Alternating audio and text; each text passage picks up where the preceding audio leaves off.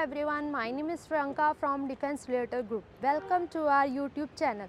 तो आज हम आ गए हैं एम्पर रियलिटी में, जिसमें कि आज हम मिलेंगे बहुत ही दो खास लोगों से, जिनका नाम है Mrs Inderjit Aulakh and Mr. Rakesh Sharma. Firstly, we are talking about Indrajit Aulak. She has 20-year experience in real estate worldwide. She is first woman to join NAR, which is renowned organization realtors, which has registered realtors. And secondly, we are talking about Mr. Rakesh Sharma, Managing Director of Defense Realtor Group. He has 15-year experience in real estate. Now let's go to these two.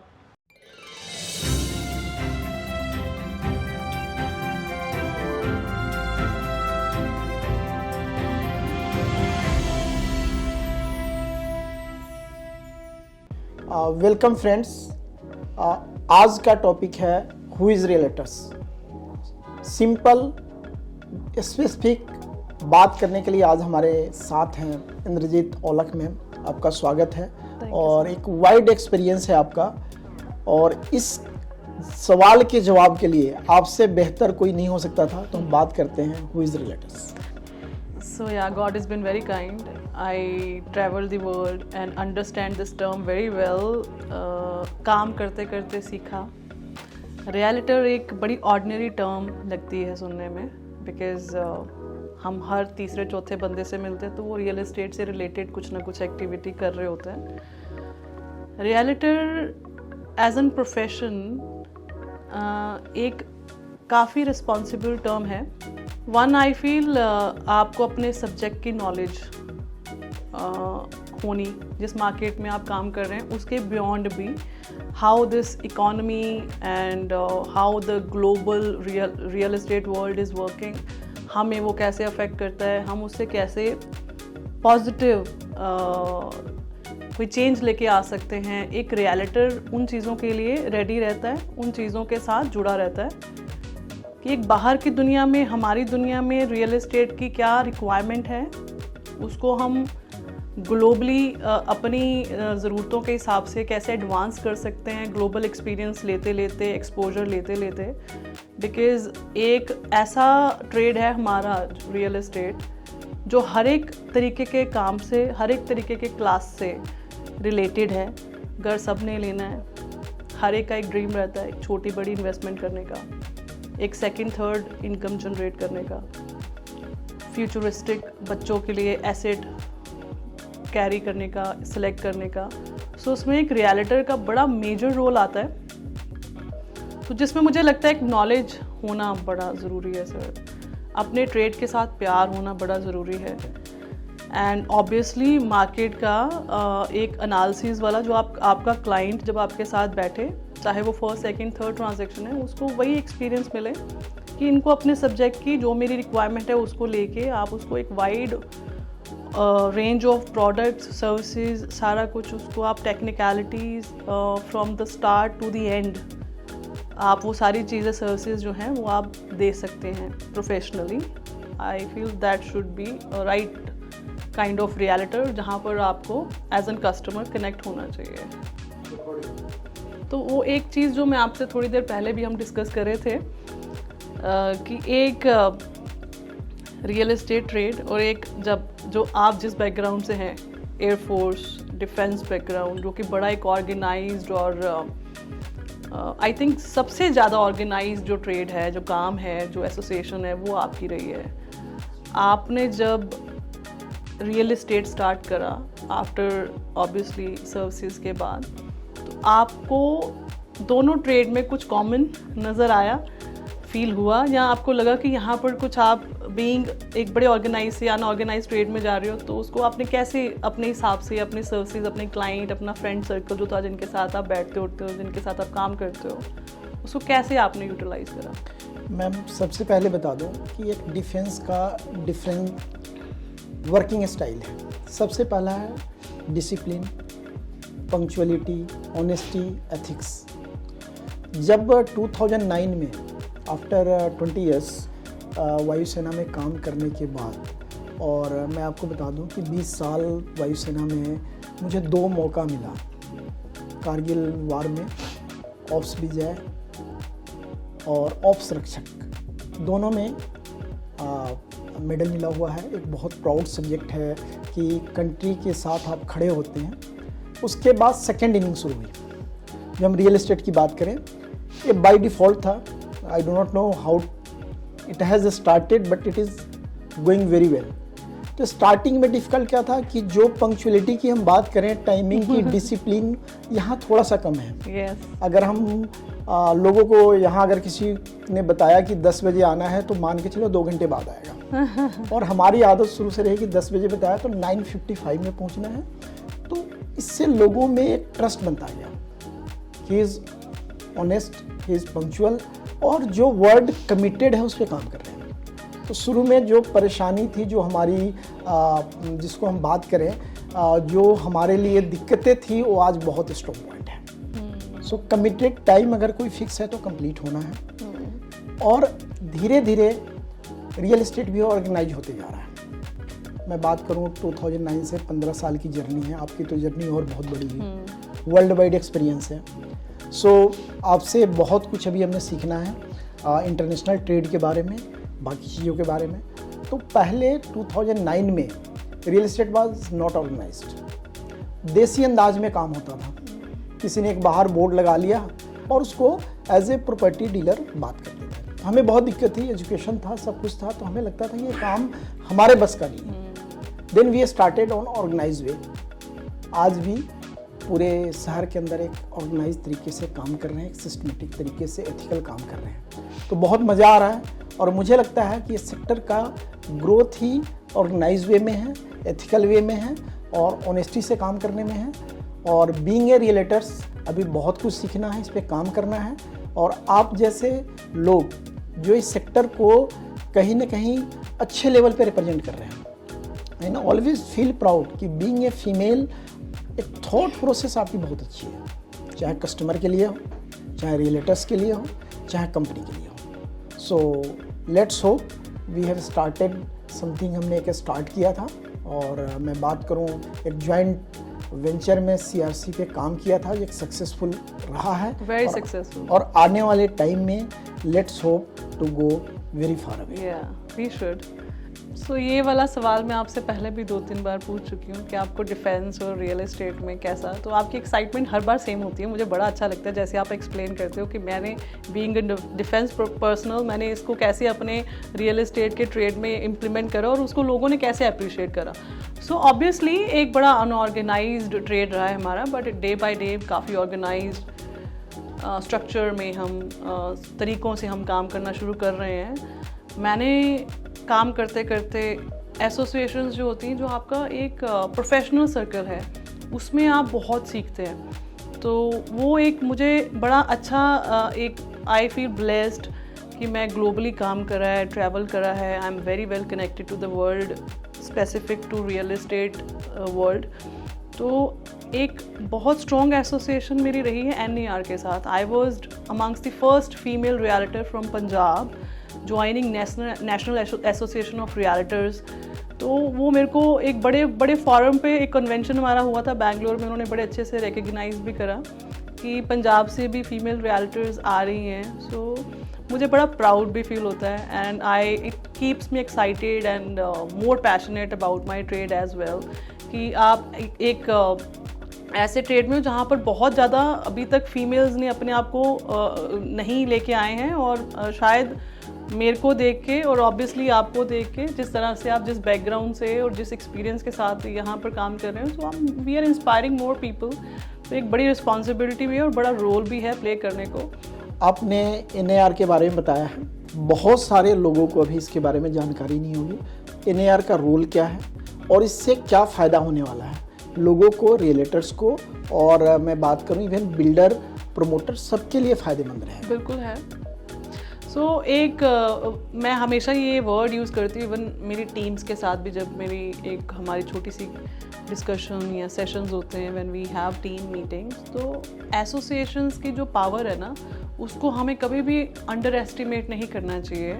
हम जब associate होते हैं लोगों के साथ, अपने obviously अपने trade में और पर्सनल्स के साथ जो प्रोफेशनल लोग हैं काम कर रहे हैं, तो वी लर्न। और उसमें भी एक बड़ी टर्म ये होती है कि जब हम अपनी स्टेट से बाहर वाले और स्टेट्स में जो लोग रियल्टर्स हैं स्पेसिफिक टू माय ट्रेड, या और भी आगे चले जाएं, हमारी कंट्री के बियॉन्ड जो कंट्रीज़ हैं वहाँ पर रियल्टर्स कैसे काम करते हैं, कैसे हम एक दूसरे को सिखा सकते हैं, उनके वहाँ पर कुछ चैलेंजेस हैं जो हमारे यहाँ पर अपॉर्चुनिटीज़ हैं. सो NAR इज़ दैट चैप्टर जहाँ पर मैंने पिछले कुछ सालों में, since I am member of this association, तो मैंने बहुत सीखा है.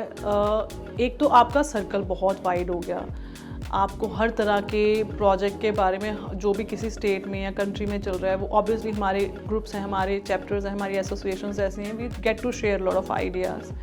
एंड उससे यहाँ पर टिपिकल मेरे रीजन में कुछ चीज़ें मैं ऐसी लेके आती हूँ जो यहाँ का कल्चर में नहीं है, बट किसी और स्टेट में कंट्री में वो एक टिपिकल टेक्निक है या एक पैटर्न है या कोई अच्छी टर्म है ऐसी जो वहाँ पर बड़ी सक्सेसफुल है, कोई स्ट्रैटेजी है, उसको हम यहाँ लेके आते हैं. तो वो ये NAR की पावर है जो एक एसोसिएशन फॉर्म हुई है और इतने वाइड लेवल पे 1.5 मिलियन मेंबर्स वर्ल्ड वाइड.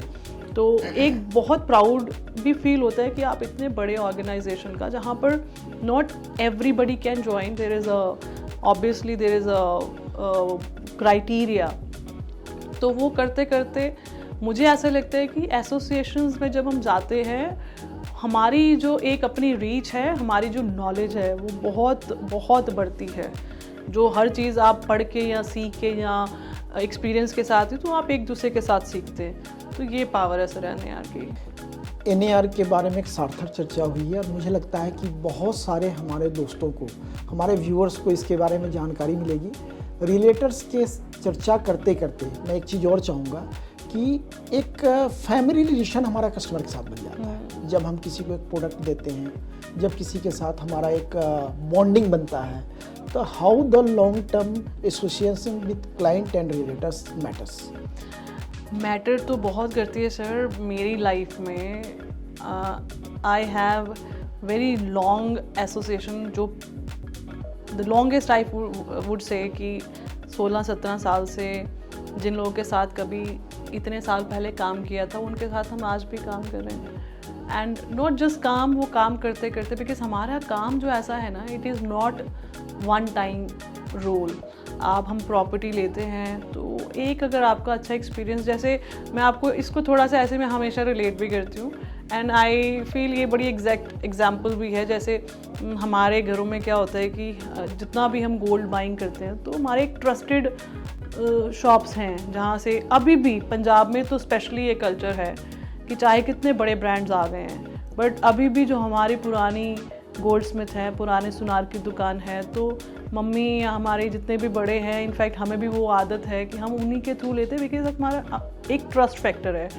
तो वो एक trust factor with time built होता है और वो करते करते, बिकॉज ट्रांजैक्शंस ऐसी बड़ी होती हैं और फिर आप लॉन्ग टर्म कनेक्ट रहते हो, एक शुरुआत से लेके एंड तक, उसके बाद भी आफ्टर सेल सर्विसेज होती हैं. वो करते करते आप फ्रेंड्स भी बन जाते हो, आप फैमिली एसोसिएशंस हो जाती हैं, बर्थडे, दिवाली, जो भी हमारे सेलिब्रेशंस रहती हैं, वो सेलिब्रेशंस हम इकट्ठे एसोसिएट होते हैं, उनकी फैमिलीज़, हमारी फैमिलीज़.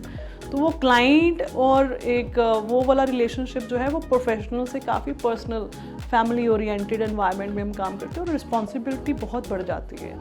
सो वो एज एन रियल्टर मुझे लगता है आपको भी फील होता होगा, जहाँ आपका एक रिलेशनशिप बिल्ट हो जाता है वहाँ पर हम और भी ज़्यादा रिस्पॉन्सिबल फील करते हैं.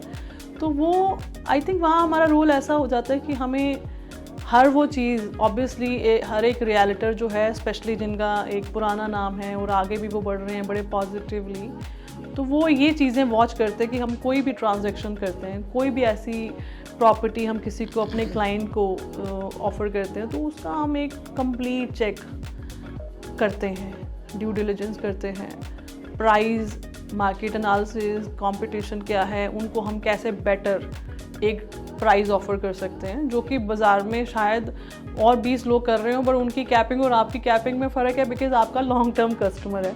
तो आप उनसे एक सिर्फ कमाने वाला नहीं, एक रिश्ते वाला भी आप एक एसोसिएशन रखते हो. तो ये सारे फैक्टर्स आई फिर बड़ा एक रोल प्ले करते हैं सर. जो आपकी लॉन्ग टर्म एसोसिएशन है उसमें वो और चलाते भी रहते हैं, आपको काम की भी कमी नहीं आती। वो मेरे बड़े ऐसे बहुत सारे ऐसे क्लाइंट्स हैं जिनके रेफरल्स के थ्रू मैंने और आगे फ्रेंड्स भी बने हैं, क्लाइंट्स भी बने हैं। तो वो एक मुझे ऐसा लगता है कि हमारे काम की ये ब्यूटी है कि फैमिलीज़ आगे रेफरेंसेस, उनके फ्रेंड्स, उनकी आगे रिश्तेदार सारे हमारे थ्रू काम करते हैं। तो एक हैप्पी कस्टमर, एक हैप्पी रिलेशनशिप हमारे काम में आपको, और 100 of transactions, there is no end, आप लाइफ लॉन्ग जितना मर्जी काम कर लीजिए। द ओनली ग्राउंड इज़ कि आपको वो जो भी आप ट्रांजेक्शन करते हैं उसमें आपने उसको बड़ा फेयर तरीके के साथ काम करना है। बहुत धन्यवाद। जैसा आपने बताया कि रिलेशन डेवलपमेंट, जो कस्टमर है, एक सेटिस्फाइड कस्टमर कम से कम 10 लोगों को साथ में जोड़ता है। ये बहुत बड़ी सच्चाई है और एज ए रिलेटर्स हम सबको ये ध्यान भी रखना है कि कस्टमर सेटिस्फेक्शन हमारा मोटो है। बिकॉज एक कस्टमर अपनी पूरी ज़िंदगी की गाढ़ी कमाई लगाता है।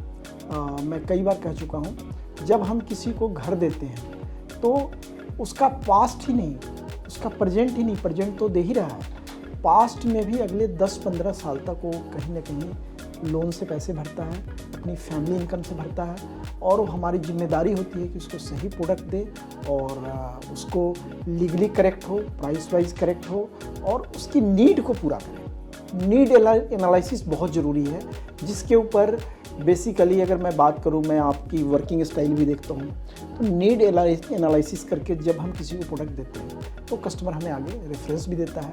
और एक और मैं बात आपसे करना चाहूँगा कि अगर एज ए रिलेटर्स हमारे कुछ रोल्स हैं, हमने बहुत सारी इस पर चर्चा की। फाइनल हमारा एज ए सोसाइटी रोल है ही, सरकार से हमारी क्या डिमांड होनी चाहिए कि इसको एक पूरी तरह से ऑर्गेनाइज सेक्टर का दर्जा मिले और लोग जैसे बाकी इंडस्ट्री है, चाहे मैं आईटी इंडस्ट्री की बात करूं, चाहे एडवोकेट हैं, सीए हैं, उनका अपना एक ऑर्गेनाइज सेक्टर है, उस तरह से रिलेटर्स का भी पूरे इंडिया में इन्हें बहुत अच्छा काम कर रही है, बहुत सारे ऑर्गेनाइजेशन अच्छा काम कर रहे हैं। तो हम लोग कैसे उस पर अच्छी तरह से वर्किंग करें, प्लान करें। सर रेरा जब से आया है उसके बाद से रेरा रजिस्ट्रेशन, ये सारी चीज़ों से काफ़ी हद तक चेंज आया भी है। आगे एक NAR का ही एक और डिमांड है, गवर्नमेंट के डिमांड बोलिए, एक रिक्वेस्ट बोलिए, एक लेटर गया है गवर्नमेंट बॉडीज़ के पास कि एक टेस्ट ज़रूर फॉर्म करें, हम एक क्राइटेरिया सेट करें जहाँ पर एटलीस्ट एक बेसिक नॉलेज, कोई भी नया बंदा एंटर करना चाहता है रियल एस्टेट ट्रेड में, उनका एक बेसिक नॉलेज चेक और उनको एक बेसिक ट्रेनिंग। उसके भी आगे अब हम जाएं, पिछले 5 से 7 सालों में कुछ बहुत गवर्नमेंट एफिलिएटेड जो एजुकेशनल सेंटर्स हैं रियल एस्टेट को लेके कोर्सेज आए हैं, तो वो कोर्सेज मैंडेटरी कर देने का एक NAR का एक पुटअप है गवर्नमेंट के आगे कि आप ऐसा कोई फॉर्म करें सिस्टम जहाँ पर कोई भी रियलिटर, कोई भी नया बंदा जब ये ट्रेड को ज्वाइन करता है, एक रेरा रजिस्ट्रेशन तो है ही जो कि काफ़ी हद तक इम्प्लीमेंटेड है, उस ऐसा ही एक टेस्ट होना चाहिए। जैसे मैं आपको बताती हूँ कि अमेरिका में मैं जब थी, पूरे वेस्ट में काफ़ी अच्छी कंट्रीज़, जितनी ऑर्गेनाइज्ड कंट्रीज़ हैं, सब में यही है कि आपको एक टेस्ट पास करना पड़ता है, लाइसेंस लेना पड़ता है गवर्नमेंट से, जो कि बहुत ईजी नहीं है, जिसमें आपको basic knowledge, beyond that documentation, legal आपका चेक किया जाता है, आपको एजुकेशन दी जाती है। सो एक बहुत बड़ा सब्जेक्ट है जिसको पढ़ के आपको एक टेस्ट पास करना पड़ता है, then they offer you a license. तो एक वैसा सा सिस्टम हमारी कंट्री में अगर आ जाए तो आई फील थोड़ी सी सिग्निफिकेंस जो है, जो रियलिटर्स आपके मेरे जैसे और बहुत सारे अच्छे लोग जो काम कर रहे हैं, तो इनका एक मार्केट की प्रेजेंस जो है वो अच्छी हो जाएगी। ट्रेड को अभी जो थोड़ा इन्फीरियॉरिटी के साथ देखा जाता है वो थोड़ा सा कम हो जाएगा। एक प्रॉपर्टी डीलर वाला जो टर्म है वो थोड़ा सा रिफाइन हो जाए और सुपीरियर कैटेगरी में आ जाए। सो ये सारी चीज़ों में गवर्नमेंट ने रेरा को लाके काफ़ी अच्छा रोल प्ले करा है सर। और दूसरा हम जैसे मैं बता रही थी आपको, NAR का एक छोटा सा ये रिक्वेस्ट लेटर गया है गवर्नमेंट बॉडीज़ को कि हम एक टेस्ट फॉर्म करें लाइसेंस इशू करने से पहले।